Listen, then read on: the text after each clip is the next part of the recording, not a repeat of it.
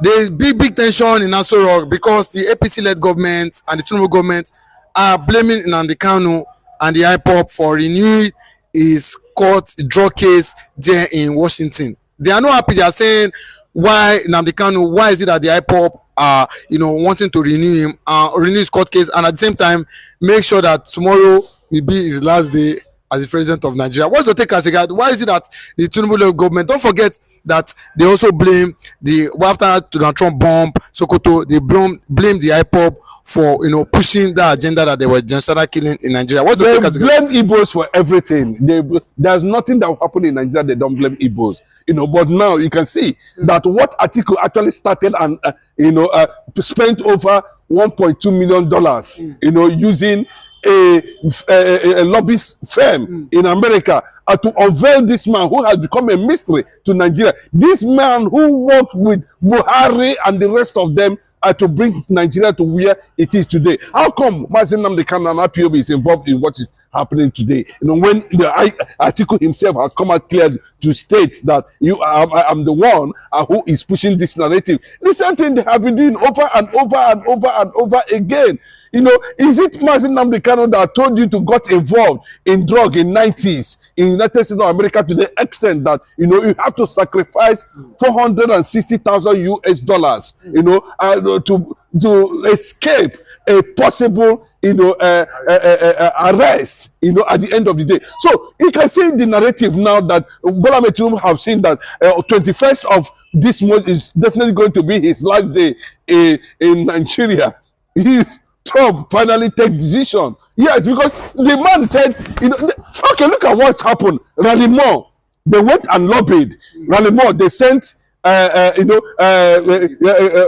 delegates, Ribadu and the rest of them, to go and stop Biafra movement in Ambianca, to stop Biafra movement in America. They lobbied and paid $9 million just to stop Biafra. Now somebody came and said no. Somebody again went and paid another 1.2 million for us to have your record. And you are blaming. And instead of you blaming an Hausa man, you are now blaming IPOB and nnamdikanu for the renewed drug case in the United States of America. Well, for those who do not know, go and ask Aaron Grispan what he means by this case will not go underground and this case will definitely not be covered. Go and ask FBI-DEA, of how many Americans that have died as a result of drug trafficking in the 90s, as a result of the activities reported to be allegedly directly engaged by Bola Tinubu as at that time. So now that they have given him no going back, he has tried to lobby Ralimo, and Ralimo said, no, we cannot remove Nigeria from a country of particular concern. No, so I tell you, they are going to somersault up and down. Now, the man is preparing himself because we don't know what is going to happen tomorrow or today, or what is going to definitely happen in Aso Rock. We don't know whether the FBI have arrived. We don't know whether Interpol have arrived. We don't know whether already American forces are already on the sky. We don't know what is going to happen at the end of the day in Aso Rock. So Bola Tinubu, he doesn't know where he's going to run to now, whether he's going to run away from the issue that's happening in Finland, or he's going to run away from the issue of how to release nnamdikanu. Because we are also hearing, that nnamdikanu is telling him that let's go to court. He refused again. So you can see a lot of things has finally hanged his neck now, and he's blaming Biafrans who are agitated, who are lobbying for this disintegration of this country. You can see nobody want to talk about Hausas, the Northerners that ganged up, and put Bola Tinubu in trouble in the United States of America, to the extent that the judge is insisting that this case, that he begged. This is a man that came and told the whole world that he's a stubborn politician. He is begging the U.S. judges to give him, 10 days. But they said, we cannot give you 10 days. This matter has been there for the past how many years now?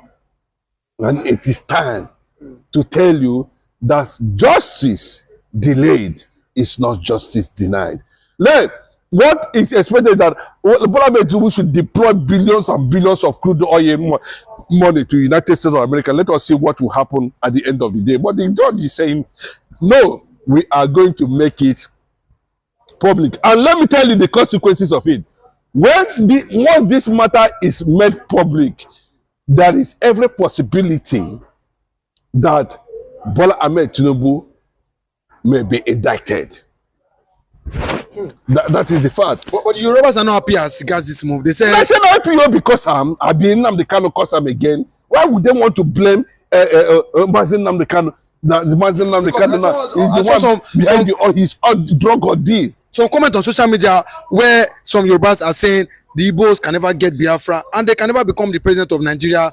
That their mission to stop Bola Ahmed Tinubu coming back in 2027 cannot happen. Are we stopping somebody who does not believe in Nigeria? If Bola Ahmed Tinubu has believed in Nigeria in the first place, now we would have said it's okay.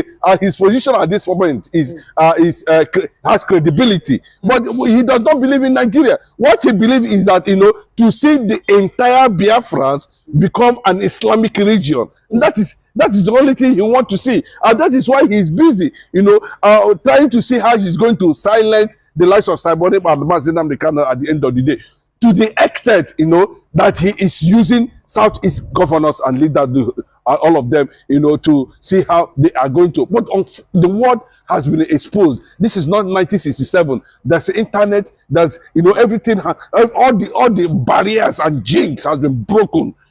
By social media. People can get to anybody at any point in time, and that is why they are finding it difficult to continue the manipulation. So whatever they are saying at this one, are the Yorubas themselves enjoying Nigeria?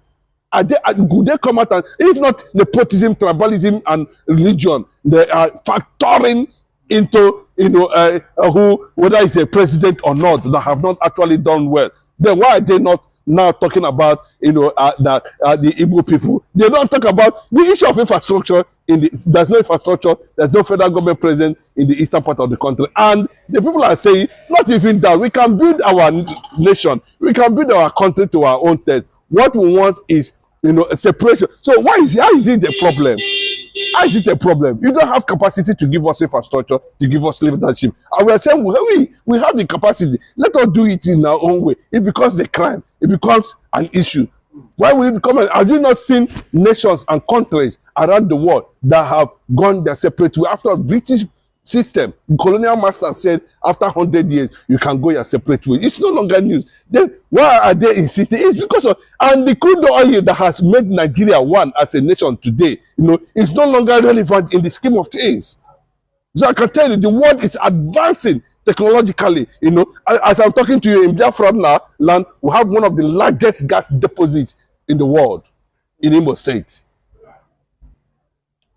And I believe that Finland president will not have a neck on it at the end of the day.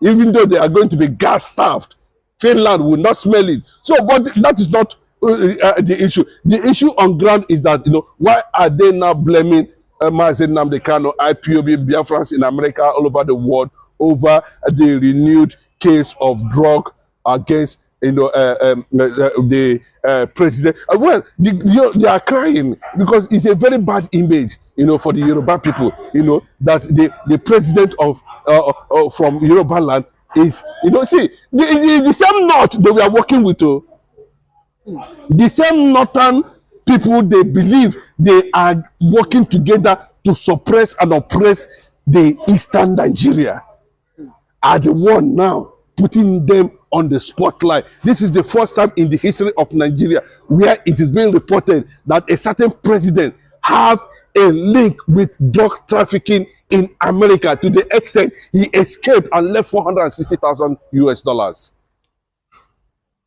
You can see that the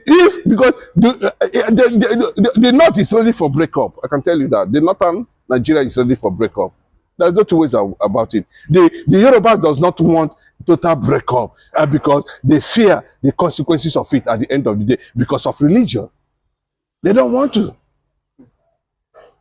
But where we have predominantly Christians, in the eastern part of the country want a total separation of Nigeria from Nigeria. So how that is the issue. We never attacked anybody. We never asked anybody. We are the victim. We are the one that have been killed since 1914 till 2006. The recent one was the one that just took place in Enugu State, where there was a invasion and in Enugu communities, and where a lot of people were attacked by the same Fulani people, jihadists.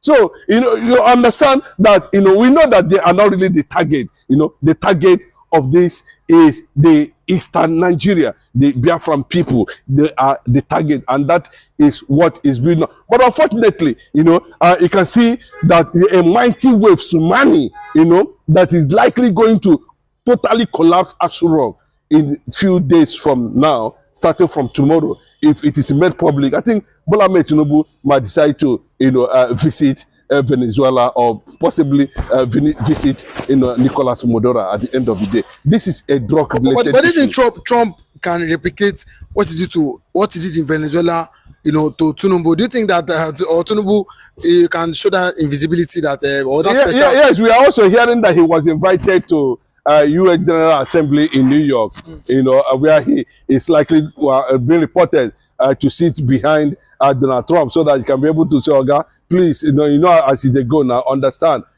But we can see the trap has already been set from before him. What is he going to tell Americans if Americans finally indict him by tomorrow? It will be made public, and it's been reported that during that period of drug trafficking in the United States of America, that thousands of Americans died as a result of the activities of a Nigerian current sitting president. It's a very serious issue. Just like what we are seeing in Casey Luxury now.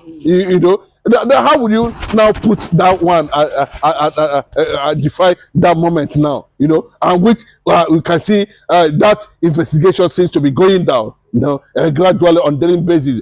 We are hearing that there's a serious pressure on the NDA, to do the needful, and that's why the case is not trending at the moment. Do you think that just like what is happening, do you think that a lot of people say the FG might be using this, as an eye service to the US government or to Donald Trump, that the NDLA are really working as regards curbing drug use in Africa and in Nigeria? They might play smart, but I don't think what I'm seeing about that Casey Luxury, that guy, he might decide to, turn to parrot overnight, and they are saying no, we are not going to, because a lot of people, from what you're seeing, are also involved, So, and who are the people who are being suspected to be having this kind of a thing? And that's why the man is in United States of America today. The court is looking for him and all that, So, and it's also, it means that,